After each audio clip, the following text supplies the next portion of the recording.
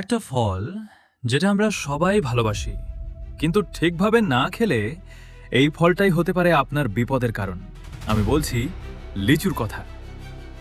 হ্যাঁ, লিচু। কিন্তু আজকের পর আপনি আর আগের মতো লিচু খাবেন না। প্রতি বছর গরমের সময় একটা খবর আমরা প্রায় শুনি, লিচু খেয়ে। শুনতে অবাক লাগে, তাই না? একটা মিষ্টি ফল কিভাবে এমন ভয়ঙ্কর হতে পারে? আসলে সমস্যাটা লিচুতে না, সমস্যাটা আমরা কিভাবে লিচু খাচ্ছি সেটাতে। লিচুর ভিতরে থাকে কিছু প্রাকৃতিক টক্সিন, যেমন হাইপোগ্লাইসিনে এবং এমসিপিজি। এই উপাদানগুলো শরীরের গ্লুকোজ লেভেল হঠাৎ কমিয়ে দিতে পারে। বিশেষ করে যদি আপনি খালি পেটে অনেকগুলো লিচু খান, তাহলে আপনার শরীরের সুগার লেভেল ডেঞ্জারাসলি নিচে নেমে যেতে পারে। এই অবস্থায় শরীরে দেখা দিতে পারে মাথা ঘোরা, বমি, খিঁচুনি, এমনকি অচেতন হয়ে যাওয়ার মতো সমস্যা।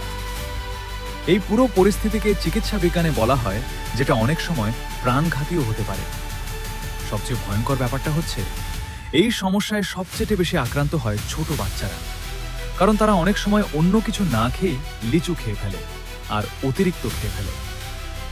ভারত এবং বাংলাদেশের কিছু এলাকায় প্রতি বছর গরমে এই ধরনের ঘটনা রিপোর্ট হয়, আর বেশিরভাগ ক্ষেত্রেই দেখা যায় বাচ্চারা খালি পেটে লিচু খেয়েছিল। ভাবুন তো, একটা ছোট ভুল আর তার ফল কতটা ভয়ঙ্কর হতে পারে। কিন্তু ভয় পাওয়ার কিছু নেই, আপনি চাইলে খুব সহজেই এই ঝুঁকি এড়াতে পারেন। মনে রাখবেন, কখনোই খালি পেটে লিচু খাবেন না, দিনে খুব বেশি লিচু খাবেন না। বাচ্চাদের আগে ভালো করে ভাত বা অন্য খাবার খাওয়ান।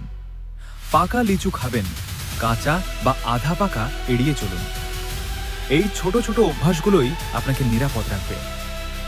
লিচু খাওয়া বন্ধ করতে হবে এমন না, কিন্তু সচেতন হয়ে খাওয়া জরুরি। কারণ কখনো কখনো সবচেয়ে সাধারণ জিনিসটাই সবচেয়ে বড় ঝুঁকি হয়ে দাঁড়ায়।